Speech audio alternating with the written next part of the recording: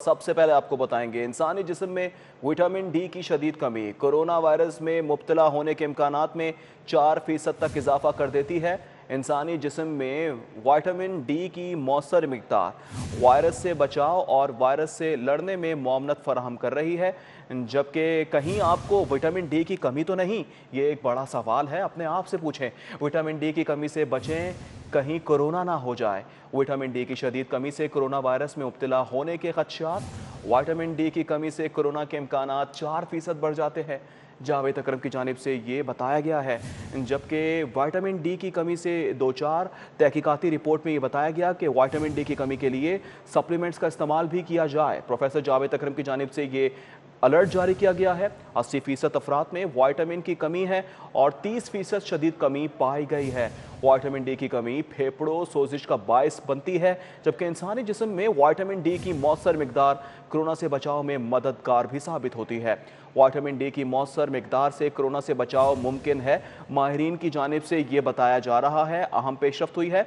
जबकि कहीं आपको विटामिन डी की कमी तो नहीं, इस हवाले से मजीद तफसीलात जानेंगे। बसाम सुल्तान हमारे साथ मौजूद हैं। बसाम बताएगा जावेद अकरम ने मजीद क्या कहा है। जी बिल्कुल, मैं यूनिवर्सिटी हेल्थ साइंसेज में मौजूद हूँ। जो विटामिन डी है वो कोरोना वायरस से बचाव और उसको फाइट ऑफ करने के लिए कितना करामत साबित हो सकता है, इस हवाले से हम गुफ्तगू करेंगे। जो vice chancellor UHS professor Javed Akram है वो इस वक्त हमारे साथ मौजूद हैं।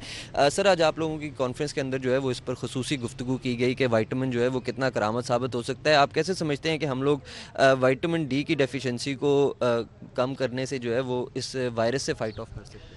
बहुत शुक्रिया जी। देखें, आज हमारी जो कॉन्फ्रेंस जहाँ पे चीफ़ गेस्ट हमारे गवर्नर साहब और उनकी मिसेस थी, हमने यही एक ट्रायल शुरू किया हुआ है यूएचएस में। उसमें सबसे पहला ट्रायल तो ये था कि पाकिस्तान में कितने फ़ीसद लोगों में विटामिन डी की कमी है और कितनों में शदीद कमी है। कमी देखी गई तकरीबन 80% पाकिस्तानियों में कमी है और तकरीबन देखा गया कि 35% में शदीद कमी है। तो उसका अब अफेक्ट कोरोना के साथ देखा गया और ये देखा गया कि जिनमें विटामिन डी की कमी है या शदीद कमी है, उनमें एक तो वायरस को लगने के चांसेस 4 गुना बढ़ गए। यानी कि अगर आप में कमी है तो आप चांस ज़्यादा है कि आप में बीमारी हो जाए। और उससे भी इम्पॉर्टेंट ये देखा गया, जो आज हमने शेयर भी किया, क्योंकि उसमें हमने मैयर किए आपके ferritin level, D dimer level और इंटरल्यूकिन लेवल्स। तो ये देखा गया जिनमें कमी थी विटामिन डी की, उनमें ये लेवल्स बहुत ज़्यादा थे। इसका मतलब ये है कि उनमें सोजिश फेफड़े में होने के बहुत ज़्यादा चांस हो गए और उनमें खून की क्लॉटिंग के फेफड़े में बहुत ज़्यादा हो गए और उनकी मोर्टेलिटी यानी डेथ रेट भी बढ़ गया और उनका लंग डैमेज भी बहुत ज़्यादा बढ़ गया। तो ये बहुत इंपॉर्टेंट आज स्टडी रिलीज़ हुई है और ये ब्रेकिंग न्यूज़ ही है आपके लिए कि ये शो किया गया कंक्लूसिवली। और इसकी वजह जो अब जाते हैं सेलुलर लेवल पे, तो वजह ये है कि जो आपके इम्यून सेल्स हैं, जो इम्यूनिटी आपकी के साथ तल्लक है, उनकी जो सिग्नलिंग है अंदर सेल के अंदर सिग्नलिंग है, उसमें विटामिन डी की एक सतह यानी कि 40 नैनोमोल्स पर डीएल होना ज़रूरी है। तो अगर वो उससे कम हो जाते हैं तो वो बहुत ज़्यादा रिएक्ट करते हैं सेल्स और आपके फेफड़ों में सोजिश कर देते हैं। तो इसलिए मैं समझता हूँ कि सिर्फ एक बहुत ही सस्ती चीज़ है विटामिन डी। अगर कोई विटामिन डी का टेस्ट नहीं कराना चाहता, क्योंकि वो महंगा टेस्ट है, 3000-2000 रुपया लग जाता है, तो वैसे विटामिन डी ले ले 10,000 यूनिट वाली एक कैप्सूल या गोली ले ले पर डे। उसके लिए टेस्ट कराने की ज़रूरत नहीं है। अगर टेस्ट करा लेगा तो उसको ये फ़ायदा है कि वो 20 लाख यूनिट वाली एक कैप्सूल या गोली हर 2 हफ्ते बाद ले ले। अच्छा सर, ये थोड़ा सा बता दें कि जो विटामिन डी की डेफिशिएंसी है, इसकी वजह से आप अब हम क्या कह सकते हैं कि कोरोना वायरस को फाइट ऑफ करने के लिए विटामिन डी जो है वो इज़ इट अ क्योर, और सिर्फ उसकी प्रिवेंशन के लिए या उसको इम्यून बूस्टर्स के लिए जो है वो ये साबित हो? देखिए, इम्यून बूस्टर तो नहीं हम कह सकते, हम कह सकते हैं इम्यून मॉड्यूलेशन कह सकते हैं कि इम्यून, क्योंकि बूस्ट अगर इम्यूनिटी आप ज़्यादा करेंगे तो ज़्यादा डेंजर होगा। आगे ही वायरस से तो नहीं लोग मरते, ये तो इम्यून सिस्टम से मरते हैं, वो ओवर रिएक्ट करता है। तो ये उसकी ओवर रिएक्शन को रोकता है और आपकी एक तो लगने से वायरस रोकता है, अटैचमेंट आपकी H2 रिसेप्टर्स को, दूसरा, ये जब बॉडी में दाखिल हो जाता है वायरस तो आपके फेफड़ों के सेल्स में सोजिश को रोकता है, तो आपको सीरियस डिजीज़ से भी रोकता है। तो इसलिए मैं समझता हूँ कि ये बहुत इनएक्सपेंसिव चीज़ है और सिटी ग्रुप से मिलके जो कैंपेन हम आज जब कर रहे हो इस वक्त भी बहुत इम्पॉर्टेंट है कि लोगों को पता लगे कि ये एक बहुत ही छोटी चीज़ है। हर दूसरे घर का ये किस्सा बन गया है कि कोरोना हो रहा है, तो अगर वो अपना विटामिन डी चेक करा लें वो भी ठीक है, अगर नहीं भी कराते तो थोड़ी छोटी डोज विटामिन डी की लेते रहें जब तक ये पेंडेमिक चल रही है। जी बिल्कुल, आपने वाइस चांसलर यूएचएस प्रोफेसर कह जावेद रहे अकरम हैं कि इंसानी जिस्म में विटामिन डी की मौसर मिकदार कोरोना से बचाव में मददगार साबित हो सकती है। हमें बसाम सुल्तान तफसीलात साझा कर रहे थे, आपका बहुत शुक्रिया। आगे बढ़ेंगे और आपको बताएंगे कि चीनी की मुकर्रर नर्ख पर फराहमी के लिए वजीर आला की हिदायत जारी। चीनी अशिया की फराहमी नर्ख की मॉनिटरिंग के लिए कंट्रोल रूम कायम कर दिया गया। वजीर आला चीनी और दीगर अशिया के नर्ख और दस्तियाबी का जायजा खुद लेंगे। वज़रा और सेक्रेटरीज बाजारों के दौरे करके रिपोर्ट पेश करेंगे। चीनी का वाफिर स्टॉक मौजूद है। चीनी के नर्ख में कमी का रुझान जारी है। चीनी की एक्स मिल कीमत 80 रुपये, मार्केट रेट 85 रुपये किलो है। वज़ीर आला की जानिब से ये बताया गया है रमज़ान बाजारों में चीनी 65 रुपये किलो दस्तियाब होगी। उस्मान बुज़दार की जानिब से ये भी खुशखबरी सुनाई गई है।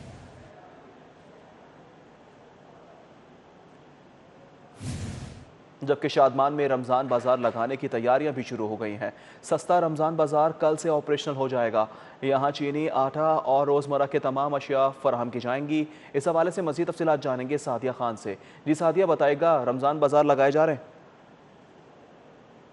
जी हाँ, रमज़ान की आमद है और शहरियों को सब्सिडी के साथ सस्ती अशिया फराहम करने के लिए मुख्तलिफ इलाकों में सस्ते रमज़ान बाज़ार सजा दिए गए हैं। शादमान रमज़ान बाज़ार में मौजूद हूँ। यहाँ पर पंडाल लगा दिया गया है, स्टॉल्स यहाँ पर बना दिए गए हैं और कहा यह जा रहा है कि कल से ये शादमान सस्ता रमज़ान बाज़ार जो है ऑपरेशनल कर दिया जाएगा। और यहाँ पर अगर इंतजामात की बात की जाए तो ज़िलाई गवर्नमेंट की जानिब से यहाँ मेडिकल कैंप बनाया गया है। सिविल डिफेंस, लाइफ स्टॉक महकमा, food market committee, labour department, police इंतजामिया, गंज बख्श जोन, शिकायत सेल भी यहाँ पर बनाए गए हैं। और कहा यह जा रहा है कि यहाँ पर चीनी और आटा भी जो है वो बाहर के रेट की मुनासिब जो है सस्ते दामों मिलेगा। उसके साथ साथ जितनी भी सब्जियां हैं या रोज़मर्रे के इस्तेमाल की अशिया हैं वो भी यहाँ पर फ्राहम कर दी जाएंगी। तमाम तर इंतजामात जो है वो मुकम्मल कर लिए गए हैं। कहा यह जा रहा है कि ये बड़ा और बेहतरीन रमज़ान बाज़ार होगा जहाँ पर सराउंडिंग के जितने भी लोग जो हैं उनके सस्ते दामों बेहतरीन अशिया जो हैं यहाँ पर मैसर होंगी। कल से ये रमज़ान बाज़ार ऑपरेशनल हो जाएगा। अगर किसी किस्म की रेट के हवाले से या क्वालिटी के हवाले से शिकायत होती है तो यहाँ पर ज़िले गवर्नमेंट की और दीगर जो डिपार्टमेंट हैं उनके लोग जो है यहाँ पर मौजूद होंगे जिनको शहरी जो है शिकायत जमा करवा सकते हैं। और कहा यह जा रहा है कि जितने भी सस्ते रमज़ान बाज़ार बनाए जा रहे हैं वहाँ पर क्वालिटी को चेक करने के हवाले से और रेट को चेक करने के हवाले से हर वक्त जो टीमें रमज़ान बाज़ार लगाने की तैयारियां ज़ोरों शोर से जारी हैं। बहुत शुक्रिया सादिया खान, हमें तफसीलात से आगाह कर रही थी। आगे बढ़ेंगे, फैसल टाउन का रुख करेंगे। लंगर खाने के इफ्तिताह से पहले ही जौहर टाउन की एक रिहायशी खातून हुकूमत पर बरस पड़ी। मुल्क कारखानों से चलते हैं, लंगर खानों से नहीं। हमारे टैक्स का पैसा इसलिए नहीं कि लंगर खानों पर खर्च किया जाए। हमारे बच्चों का फ्यूचर खत्म, हम लोग खत्म। कहाँ जाए हम लोग, बताएं? बुलाएं इसको, पूछूं इससे मैं मेरे टैक्स का पैसा ये क्यों ले रहे? तनख्वाह तनख्वाह ले रहे मेरे टैक्स के पैसे भी। वो टैक्स के पैसे का हिसाब दे मुझे। इसकी पूरी टीम जो है मुझे मेरे टैक्स के पैसे का हिसाब चाहिए। अरे बिजली के बिल दे रही हूँ, सब कुछ कर रही हूँ, बताएं कि ये क्या कर रहा है? ये सदर पाकिस्तान क्यों इतनी तनख्वाह ले रहा है? 25,000 रुपए में घर चला के दिखा दे मुझे, उसके बाद मैं इनसे पूछती हूँ कर रहा है कहाँ मर गई है? आप लोगों ने हमें पागल कर दिए थे। हम लोग बच्चों को खाने को कहाँ से दें, बताएं? खातून ने तो सही झाड़ पिला दी। आगे बढ़ते हैं, खबरदार होशियार, गैर कानूनी हाउसिंग स्कीमें सरकार के निशाने पर आ गईं। लाहौर समेत सूबे भर में सैकड़ों गैर कानूनी हाउसिंग स्कीमों में बायलॉज पर अमल दरामद कराने के लिए पंजाब हुकूमत ने ऑर्डिनेंस जारी कर दिया है। इस हवाले से मजीद तफसीलात जानेंगे नुमाइंदा सिटी 42 राव दिलशाद हुसैन से। जी राव दिलशाद। गैर कानूनी हाउसिंग स्कीमों में शहरियों से रकूम बटोरने वाले डेवलपर्स और हाउसिंग स्कीमों के मालकान के हवाले से पंजाब हुकूमत ने बाकायदा एक मनसूबाबंदी की है और कानून साजी की शक्ल में पंजाब कमीशन बराए रेगुलराइजेशन हाउसिंग स्कीम ऑर्डिनेंस 2021 का इजरा कर दिया, जिसका गजट नोटिफिकेशन भी जारी कर दिया गया है। आपको ये बताएं कि इस कमीशन के तहत ये कमीशन पाबंद बनाएगा हाउसिंग सोसाइटी मालकान को कि 20 साल के तजर्बा पर मुश्तमिल जो मुख्तलिफ एक्सपर्ट्स हैं उनको रखा जाए इस कमीशन में, जबकि जो हाउसिंग सोसाइटीज़ कमीशन होगा इसमें लीगल एडवाइज़र हो या टाउन प्लानर हो 20 साल तजर्बा होगा तो इस कमीशन में शामिल हो सकेगा। और ये कमीशन गैर कानूनी हाउसिंग सोसाइटियों में जो है वो उनकी ना सिर्फ छानबीन करेगा बल्कि इन सोसाइटियों में 5 किलो के रेडियस में जो है वो कब्रिस्तान को यकीनी बनाएगा, जबकि जो अराजी जिस मकसद के लिए छोड़ी जाएगी उसी मकसद के लिए इस्तेमाल कराई जाएगी। मसलन स्कूल्स, हॉस्पिटल, पार्क्स की अराजी को मुंतकिल नहीं किया जा सकेगा। लैंड सब डिवीज़न और दीगर इश्यूज़ को भी इस कमीशन के तहत जो है वो एड्रेस किया जाएगा। आपको ये बताएँ कि इसका कमीशन का सरबराह होगा, उसका तयन चीफ जस्टिस की मुशावरत से किया जाएगा। इख्तियारात कमीशन के सुपुर्द कर दिए गए हैं। बहुत शुक्रिया राव दिलशाद हुसैन। आगे बढ़ेंगे। LDA में गैर कानूनी स्कीमों को रेगुलराइज करने का अमल शुरू हो गया है। Vice chairman LDA SM Imran का कहना है कि कमीशन बनने के बाद सुप्रीम कोर्ट के रिटायर्ड जज की सरबराही में कमीशन काम करेगा। मज़ीद तफसीलात जानेंगे नुमाइंदा सिटी 42 दुर्रे नायाब से। जी दुर्रे नायाब, बताएगा किस तरह से कमीशन काम करेगा? जी बिल्कुल, लाहौर समेत लाहौर शहर के पूरे डिवीज़न पे गैर कानूनी सोसाइटियों का मामला है, जिस पर वज़ीर आला और वज़ीर आज़म पाकिस्तान दोनों का बड़ा फोकस था कि लोगों की जो जमा पूंजी लूटते हैं, जो ऐसी सोसाइटियाँ जो सरासर अप्रूव हो ही नहीं सकती, ग्रीन एरियाज़ पे हैं, इलीगल हैं, उनके ख़िलाफ़ अमली तौर पर इकदाम उठाना चाहिए। ऑर्डिनेंस पे जारी हो गया और अब LDA भी जो इकदाम उठा रहा है, मुख्तलिफ FIRs करा चुका है और LDA इश्तिहार दे रहा है, अपनी वेबसाइट पर, अपने सोशल मीडिया पर लोगों को अपडेट कर रहा है। हमारे साथ vice chairman LDA SM Imran मौजूद है। सर, ये बड़ा हसास टॉपिक है, लोगों की जमा पूंजियाँ हैं, ज़िंदगी भर के मसाइल हैं, बड़ी तवक्कुआत हैं लोगों के, और आपके साथ लोग इंटरेक्टिव सेशन में सोशल मीडिया पे भी रहते हैं। अब ये बताइएगा कि ऐसे लोगों की सरकोबी के लिए ये ऑर्डिनेंस कितना मददगार होगा और LDA क्या करेगी? बिस्मिल्लाहिर्रहमानिर्रहीम। दुनिया ये ना इस वक्त का मेरे ख्याल में शायद सबसे इंपॉर्टेंट टॉपिक है।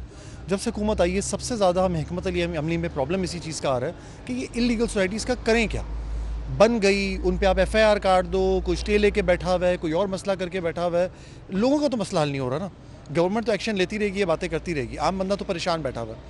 अब एक कमीशन बना दी गई है जो ऑर्डिनेंस के तहत बनी है। सुप्रीम कोर्ट के रिटायर्ड जज ऑनरेबल उसके बैठाए जाएंगे इला के, उसके अंदर एनवायरमेंटलिस्ट भी होंगे, दूसरे भी होंगे।